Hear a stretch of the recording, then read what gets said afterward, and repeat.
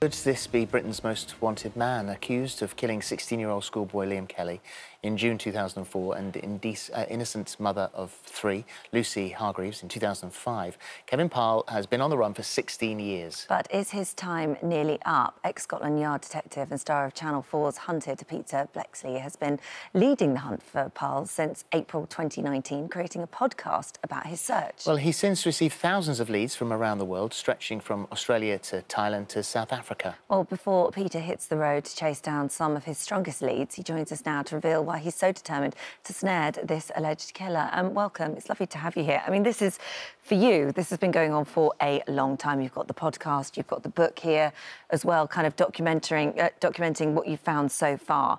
And we know you, I mean, obviously you've got sort of your detective history as well, but we know you from Channel 4's Hunted, where you're kind of looking for pretend fugitives and celebs, but this is not pretend. This is very, very much real, especially for the families involved. Why this guy?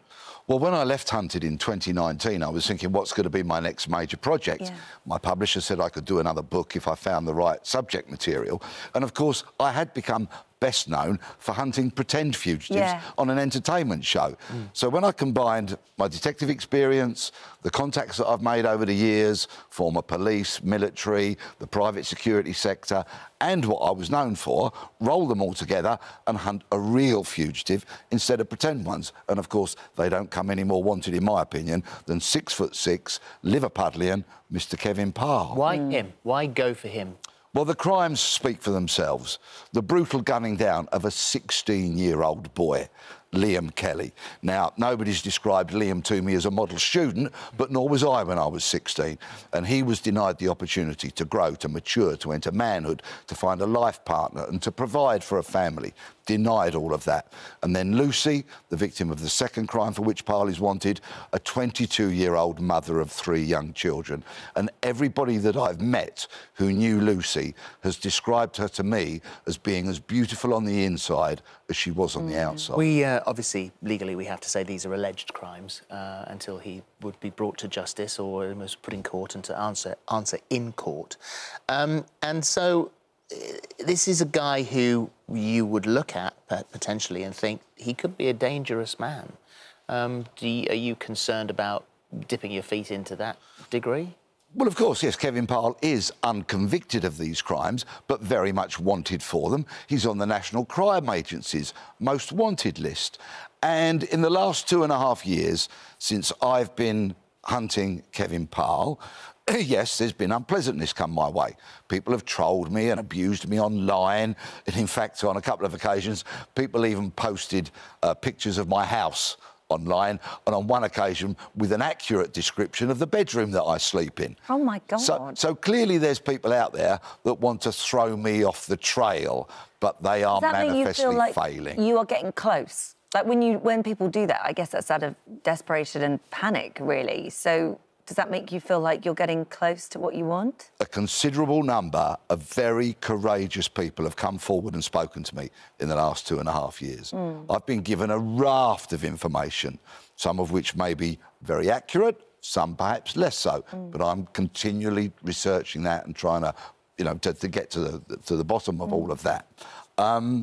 That they won't throw me off the trail. This is about Liam and Lucy. It's certainly not about me. It's not about profit from a book or a podcast, because every penny I get out of that, I plough back into the hunt for hotels, flights, car hire, eating and drinking when I'm on the move, all of that. This is about finding Kevin Parle, but it's really about Liam and Lucy. Why, when you say people are coming forward, and increasing numbers as well, as the time goes on a little bit, perhaps they're building up the courage to come forward and talk to you. Why are they talking to you and not the police? Very good question. I happen to know, courtesy of some courageous police officers, both former and serving, from Merseyside Police and the National Crime Agency, that have confidentially spoken to me, that there are certain bosses within Merseyside Police that choose to believe the convenient rumour that Kevin Parle is dead, whilst not producing one shred of evidence to support that. And I've spoken to the man who's responsible for spreading that rumour 4 days after he got out of prison. We've got to say allegedly as well. We don't have his point of view or, you know, what he actually said. No, so we've got to say that. Indeed, but, you know, I have been having a a dialogue of sorts with Merseyside Police for the last 2.5 years. It's a rumour that he's dead. There's not one shred of evidence to back it up. In fact, I have a considerable amount of information that categorically states that he's alive. And so part of your sort of toolkit of finding him is bringing enough awareness to the case to get his name out there as much as possible, because I guess the more people that know him and recognise him, it makes it harder for him to hide. Absolutely. Every download, every book sale, every appearance like this, and this is why I'm so grateful to you and your show for being able to raise the profile of Kevin Parle once again, because by doing that, that is how we will shrink the world for him. And then eventually, law enforcement will be able to slap the handcuffs on him and he can stand in front of a court and answer the allegations made against him. Somebody knows where he is. Oh, yes, they do. They most certainly do. There's a criminal network that are harbouring and funding him. And I've identified quite a few of the players from that network. And in the not-too-distant future, as fortunately travel restrictions are diminishing, I will be pulling out my passport and travelling far and wide. And some people are not going to be very happy to see me when I knock on their doors. Where are you going to go? Well, that would be rather foolish to tip Kevin Parle and his cohorts the wink as to exactly where I'm going. What I will say is, I know he's been in Thailand while he's been on the run. I know he's been in Spain whilst he's been on the run. There are strong indicators that he's been in Dubai and possibly Australia. And there is a reward, isn't there, for any information that may lead to an arrest? There is an absolute credit to Merseyside Police here, because when I first started my hunt for Parle, that £20,000 was subject to arrest and conviction.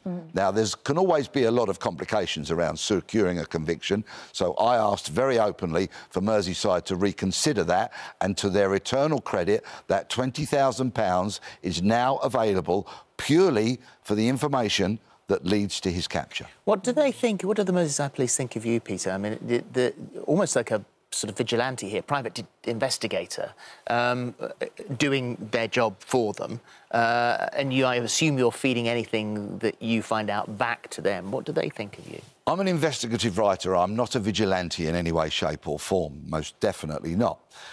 I've been told that certain officers within Merseyside Police are, quote, terrified of me. Because, of course, policing is all about control, isn't it? Police control crowds at football matches, demonstrations, crime scenes, suspects, all of that, and themselves. And, of course, as an investigative writer, being the freelance that I am, they can't control me. Well, I'm not a maverick. I'm not breaking the law in any way, shape or form, because that would be pointless for Kevin Parle to be in one cell and me be in the cell next to him. That's not going to happen either. They're confronted with a unique situation. Nobody's done a podcast like this before. You know, nobody as a private individual has gone out and hunted somebody from the most wanted list before. What I think they need to do is appreciate that we both want the same aims, and that is to see Kevin Parle in a court of law. And I would like to see perhaps more of a two-way street between me and them than the one-way street that it generally is. And so the second series of the podcast is in the planning at the moment, and I imagine this will be following up on leads. Very much so. Yeah. Please, if people would like to listen to Manhunt Finding Kevin Parle, the BBC podcast available across all platforms. It's been downloaded over 3 million times, won an award. People have really enjoyed it. And through that and the book and appearances such as this, it's really raised the profile. And every person that hears Kevin Parle's name for the first time is a small win for me and goes a little way towards shrinking the world. All right, well, good luck. Stay safe. Thank My you. gosh. Thank you. And this is the book that we're talking about. Hunting Britain's Most Wanted Murderer. It's Peter's Manhunt. There you go. Thank you. Thank you very much. Thank you.